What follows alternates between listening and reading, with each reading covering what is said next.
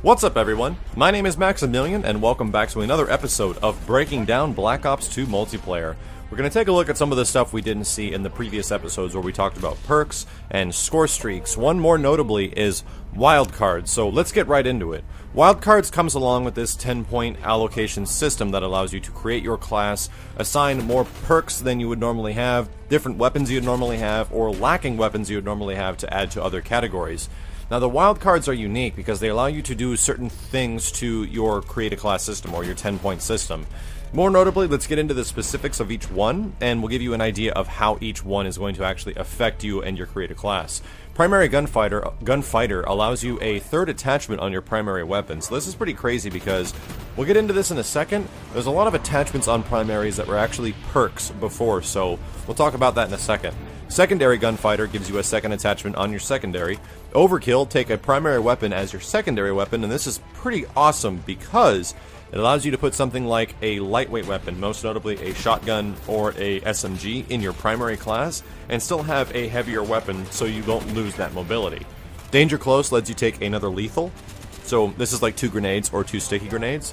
Perk 1, Greed, lets you take another perk from Perk 1. There's Perk 2 and Perk 3, which lets you take another perk from Perk 2 and another perk from Perk 3. Essentially allowing you 2 perks from the first perk category, 2 perks from the second perk category, and 2 perks from the third perk category. Meaning that you could potentially get 6 perks in total. And finally is Tactician, which lets you take a tactical grenade in place of your lethal grenade. So if you want to just ditch the lethals and take more stuns or anything like that, you can totally do so. Like I was saying earlier, wildcards will kind of change things as far as how people want to set up their classes, and I'm pretty sure you have to choose these wildcards when you choose your 10-point class, so it's pretty interesting, and it gives a lot of variety of how people are actually going to do it, but like I said, it seems it can be a little bit risky because it could be kind of game-breaking for some combinations. But we'll see. We don't know exactly what's going on yet. What I wanted to talk about here is some of the more things, or some of the things that is definitely going to be changing as far as how Black Ops 2 is different from previous Call of Duties, and that's in weapon attachments. So hear me out. For primary attachments, as far as like assault rifles, you get things like the reflex scope, the ACOG, the target finder, which is that field of view thing, kind of similar to the targeting from chopper gunners. You get hybrid optics, you get a suppressor, you get fast mag. So hold on a sec, fast mag, that sounds like a faster version of reloading, aka sleight of hand. Looks like they're putting sleight of hand as an attachment now, and that's why you do not see it as a perk, so that's pretty substantial. Adjustable stock, quick draw, whoa, there we go, there's another one. Quick draw is usually a perk that you see in the game as far as a regular selectable perk, and now it's an attachment. You get a grenade scanner, a millimeter scanner, don't know exactly what those are yet. A grenade launcher, and that's interesting. I thought they were talking that grenade launchers were not going to be in Black Ops 2, but here they are. It looks like there are actually grenade launchers you can put on your weapons. Kind of a bummer, but we'll see how nerfed they are. And then you get select fire. So this is what I was predicting in the previous breakdown trailer episode I did. This means that when you have a gun, you can choose the amount of fire rate it does, whether it's like single burst, triple burst, fully automatic, stuff like that. You can actually choose the fire rate of your weapon. Now this will be interesting because this might actually change the balance of several weapons depending on how good the select fire rate is. I'm hoping they're taking this into account when they actually balance these guns, is that once you allow a gun to shoot 3 bursts or fully automatic or single shot, it really depends on the sway of the weapon, the jump of the weapon, of how powerful it's essentially going to become. If some guns don't move very much within the first few seconds of you firing fully automatic, then you might have an extremely powerful 3-shot gun, something similar to the version of the M16 in Call of Duty 4. It just depends. It really depends on how good it ends up being. Moving along, we had FMJ, so Full Metal Jacket allows you to shoot through walls better, and extended clips, so some stuff that's familiar, and a few things in here that are drastically different, and they're actually trying to combine perks with attachments. This will be interesting because there's that wild card that allows you to have multiple attachments on your gun, more than 3. And this is definitely where it's going to be coming into account. The other stuff that I noticed on here is that they didn't have the lasers. I think this could be one of the scanners for any of the assault rifles because they didn't have the optic laser that comes out of your gun. I've been seeing that a lot so far in gameplay footage, so we'll see where that shows up. Moving on to secondary weapons and attachments, they get the reflex attachment, suppressor, extended clip, fast mag once again.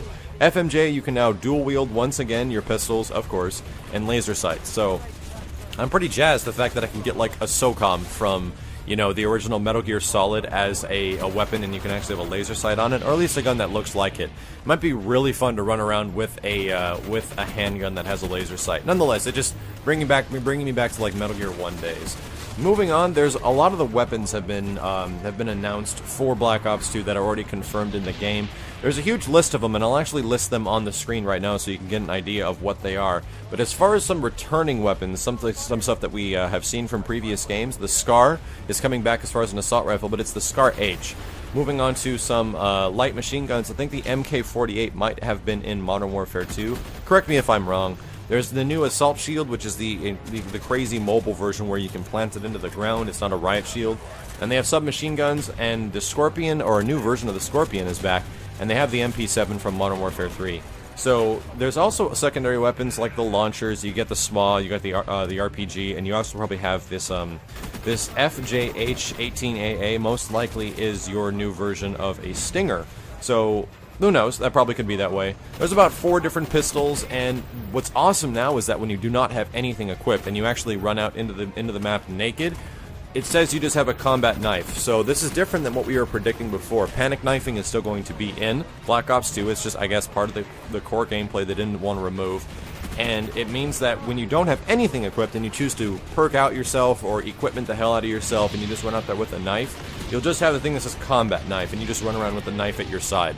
That's kind of neat. That I've seen the different animations for that in the previous trailer, and it looks pretty damn cool, and I'm fairly excited about it. So, a few more things that's going to be changing substantially in Black Ops 2. Let me know what you guys think about some of the perks now making their way as attachments, and this overall 10-point allocation system, using the fact that you can now attach like 3 attachments. It seems that with all this stuff adding together, it's that if you have 2 perks in the first slot, you can still make yourself invulnerable to things like, you know, UAV radar, and enemy kill streaks in the sky, which was kind of some of the stuff that bugged people about Modern Warfare 3, is that you had to make a decision about that in Black Ops 2, and in Modern Warfare 3 you had 2 different categories for Blind Eye and Assassin, and that's what kind of bugged a lot of people, is that you should probably choose between both of them. But nonetheless, it's good that if they are going to do that in Black Ops 2, that you will have to sacrifice something.